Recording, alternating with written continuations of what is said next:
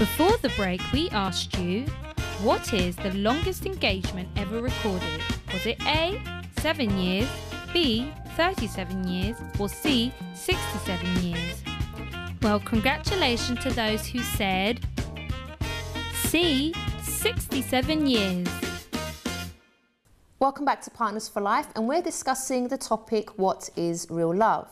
And we have a comment on our discussion board, and Michelle Lebing, real love is unconditional love irrespective of the circumstances, i.e. in sickness and in health, in richness or in poverty. Real love has nothing to do with just giving gifts to one another. Real love is not superficial, it goes deeper. So there's that element of sacrifice again, right? It's something, you know, it's going back to the vows that someone, they made at the marriage ceremony, right? In sickness and in health, through richer for poorer, right? Till death do you partner, all the others that went along with it. So this is a real expression of love, because you don't just love someone when everything is well, when everything is good, when they're healthy, when they have lots of money. What about the times when they are unwell? What about the times when there's not enough money to pay the bills? That's where the real love is tested, isn't it? That's where the real love is tested, yes. So it's a good point from Michelle. Michelle, yeah. So that actually leads us on to our next point, which is love always looks for the best. So, you know, you might be going through like a problem, like you mentioned, like one of the parties being sick. You know, how is the other partner going to react? Are they going to get so stressed and they're going to get upset if the person, for example, is a bit upset? Naturally, they're going to be upset. They're not going to be themselves if they're not well. So how are you going to react to that? Are you going to help them? Are you going to understand? Are you going to snap at them and say, I can't take this anymore?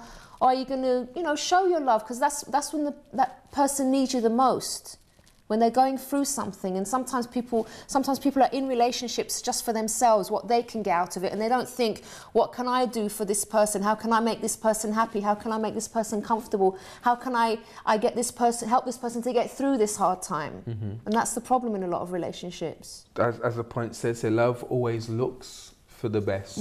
So you don't look at mistakes. You don't look at the negative things. For example, there are people that kind of, if they're not dressed well, or if there's a spot on their face, so they always look at that, it's a mistake, right? So everything else could be beautiful, wonderful, right? Yeah. And then they pick on that small point and blow it all out of proportion. Yeah. So that's not real love.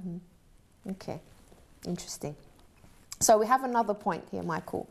Love never looks back or gives up. What do you think about that one? Never looks back or gives up. Well, love keeps on going, doesn't it? We don't look at our past. We don't look at our wrongs. We don't look at, you know, what happens. Love is, based on this point, love is persevering. And it links to what we said before. You know, when they're good times, when they're bad times, love keeps on going. You know, it's like that story in the World War when they meet up, and then he has to go to war, and then they separate from one another, and they don't know whether they're going to see each other again. And then years go by, and they think, she thinks he's dead, but all of a sudden, you know, I can't be getting so romantic. Well, I try. 30 or 40 years later, what happens?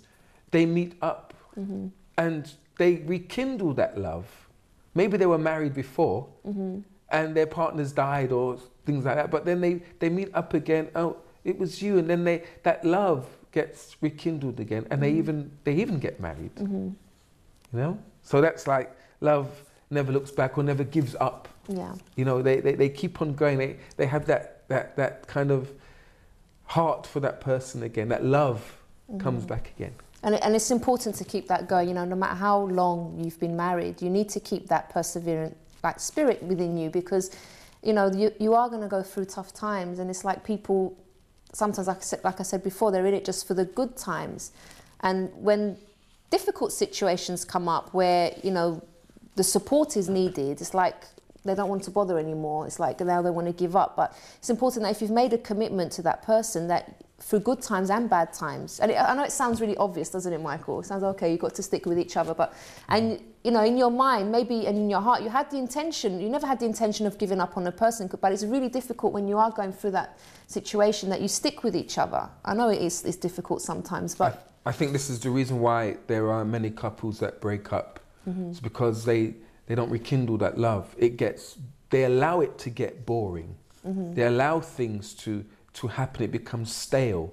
And so they want to look for someone else that they can maybe restart that, well, it's not love, but for example, that passion, that fling. And they could rekindle that love with their partner, with their husband or wife. Yeah. But because it's gone stale, it's gone old, so they're always looking for something new.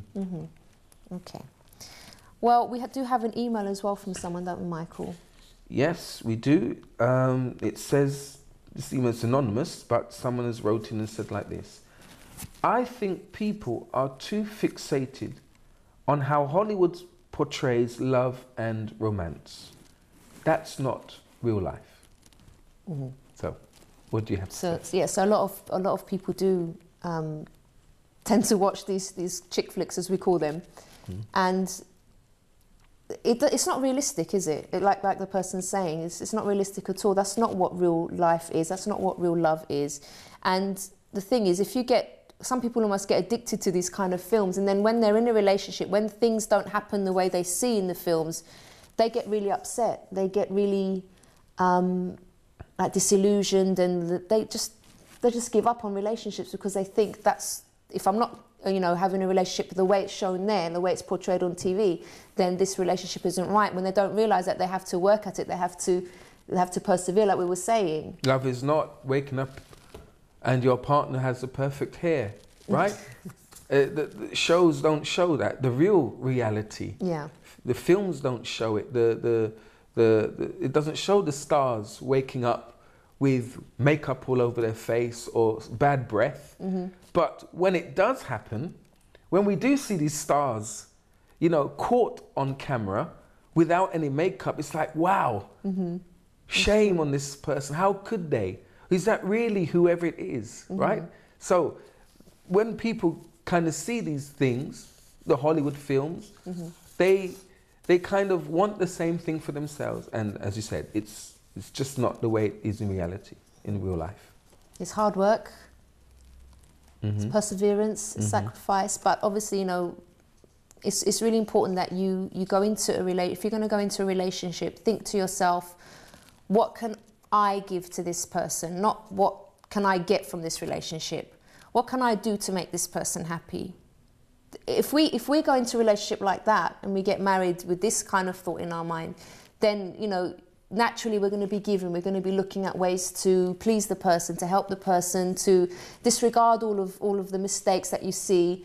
It's difficult, but as long as you start to give, like we were saying on last week's show, Fran was saying this as well, if we give, then eventually that person as well is going to start to give back to us. Love is giving. You know, when it comes to a birthday or Christmas, we give presents. We don't expect, a person who loves doesn't expect anything back.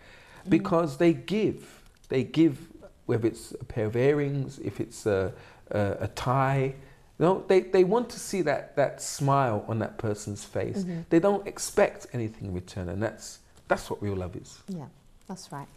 Well, I did see something on the internet that I thought was really cute, and it was they asked a group of 4 to 8 year olds, what does love mean to them? And here's some of the answers that they gave, because it's quite sweet. Love is when you go out, this is by Chrissy, age 6.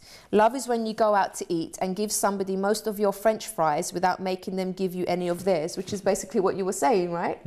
Like you give without expecting anything in return. The next one says, love is what makes you smile when you're tired. And that's Terry, aged 4.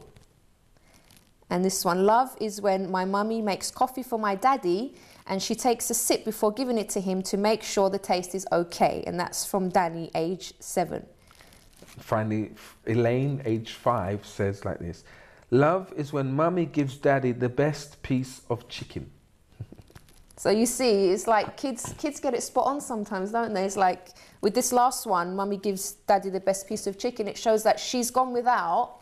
She's decided to give her husband the best thing, and she's gone without for him to enjoy the best part of the chicken. So it's something so small, but even a child can pick up on that. But it does show what real love is, right? Yeah, exactly. Okay, well, I don't think we have any time for any more emails or anything. We have to bring the show to an end for today. Next week, we'll be continuing with the topic of love. And as I said, this show is not just for married people or people that have a partner. It can also be for single people. You can tune in and get advice, start preparing yourself, because you shouldn't just wait till you found someone and start to learn how to have a good relationship. You can start learning these things from when you're single as well. So you can tune in next time. If you want to send us an email, you can do so on love@uckg.org. And if you want to visit our website, it's partnersforlife.tv. Thanks very much, Michael, for joining us today. Thank you for having me. And thank you, and I'll see you next time. Bye-bye for now.